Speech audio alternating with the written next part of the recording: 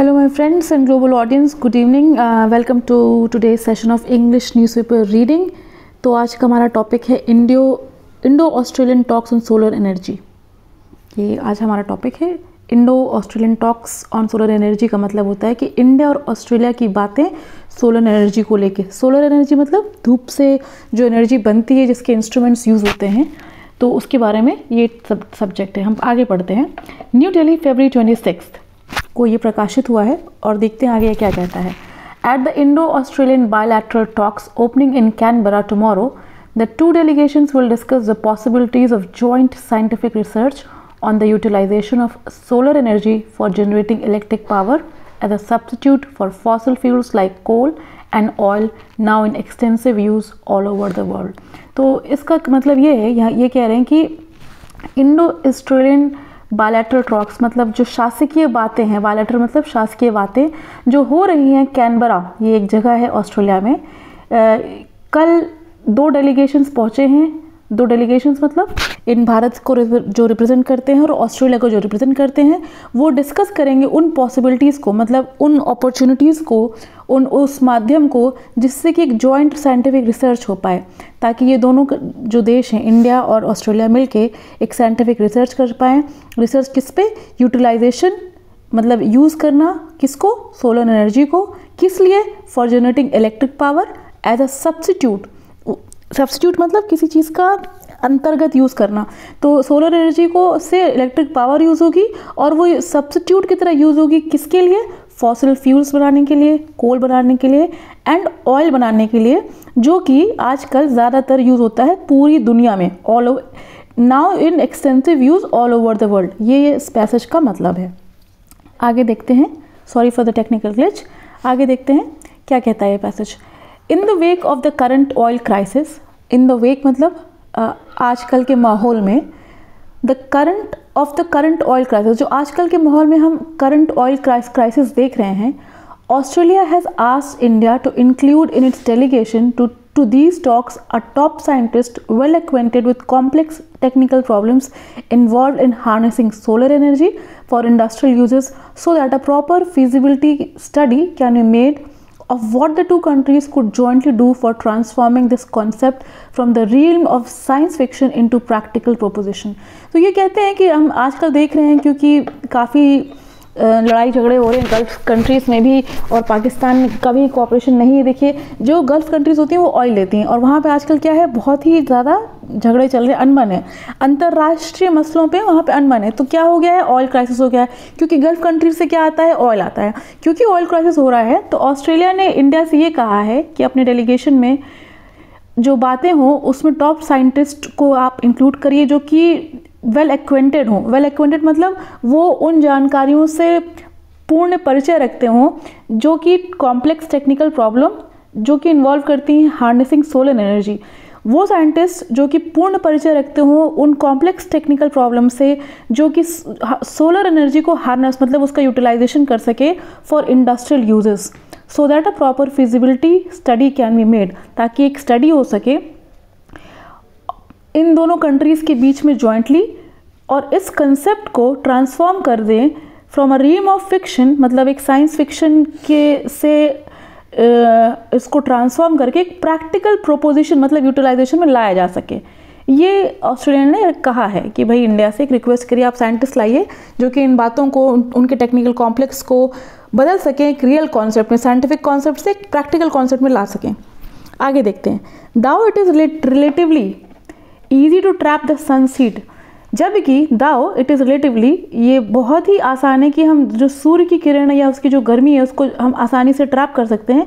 It is a very expensive and complicated process, लेकिन ये process बहुत एक्सपेंसिव है और कॉम्प्लिकेटेड है, क्योंकि भाई देखिए, सूर्य की गर्मी को पकड़ के रखना आसान बात नहीं है। इतनी तेज़ ताप होती है, आप किसी कंटेनर को देखेंगे उसका जो शेप वो बदल जाएगा, तो एक कॉम्प्लेक्स प्रोसेस है। At present to convert this source of energy into electric driving power for industrial purposes, और वो भी इसके लिए एट प्रेजेंट वो ये चाह रहे हैं कि इस सोर्स ऑफ एनर्जी को, मतलब धूप की जो तापमान की जो गर्मी है, उसको इलेक्ट्रिक ड्राइविंग पावर में हम कन्वर्ट कर लें और उसको इंडस्ट्रियल पर्पसेस के लिए यूज़ किया जाए। तो ये एक कॉम्प्लेक्स प्रोसेस है, इसको मतलब मटेरियलाइज किया जाए, इसको एक्शन में लाया जाए।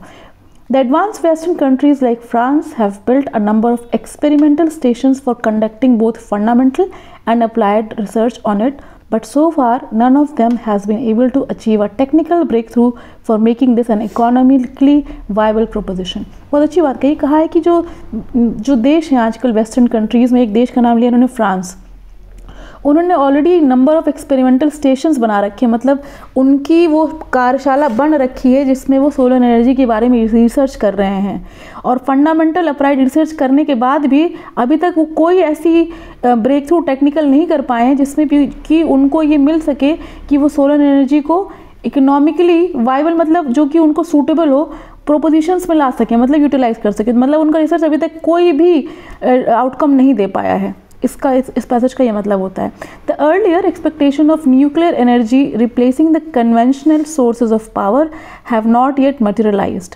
कहा गया है कि जो पहले की एक्सपेक्टेशन थी कि न्यूक्लियर एनर्जी को रिप्लेस कर देंगे हम कन्वेंशनल सोर्स ऑफ पावर से, जो कि सूर्य की गर्मी है, हैव नॉट येट मटेरियलाइज, वो अभी तक प्रैक्टिकली अप्लाई नहीं हो पाया है। इसका मतलब ये have not yet materialise because of the high cost involve in its production, क्योंकि वो जो एक तकनीकी है वो एक हाई कॉस्ट इन्वॉल्व करती है, और वैसे भी वो एक कॉम्प्लेक्स प्रोसेस है जिसका कि अभी तक कोई ब्रेक थ्रू नहीं हो पाया है।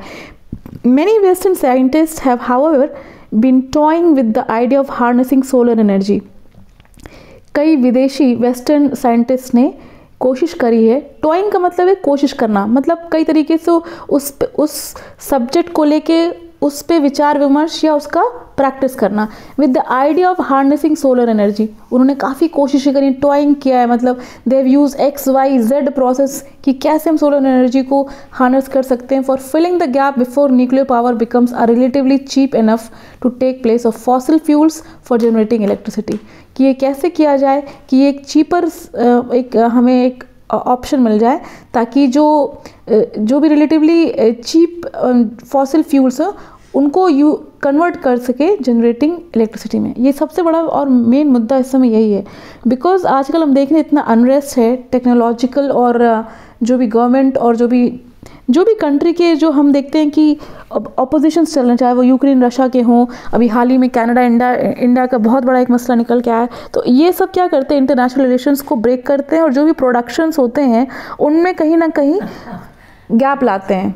इसलिए अगर आप देखेंगे तो यहाँ पे जो एक नई कंट्री आई है वो हमारी आई है ऑस्ट्रेलिया। ऑस्ट्रेलिया ने ये बात आगे बढ़ाई है अपनी, और कैनबरा में ये डेलीगेटरी मीट हो रही है, not in Canada but in Canberra, that is in Australia, because we are facing lot of crunches. Not only खाली हम ऑयल के लिए ही हमारा पूरा कंट्री नहीं कर रहा है इसको कि ऑयल का, बहुत सारे हैं। बीच में भी अगर आपने न्यूज़ में देखा हो तो अमेरिका में राइस की कमी हुई थी तो इंडिया ने प्रोडक्शन को रोका था, और अभी हम देख रहे हैं कि हमारा भी मुद्दा चल रहा है फार्मर प्रोटेस्ट का भी। तो बहुत सारे ऐसे इंटरनेशनल और नेशनल लेवल पे फ्रिक्शंस हैं जो कि ये कर देते हैं कि कहीं ना कहीं किसी ना किसी चीज़ की प्रोडक्शन रुकती है।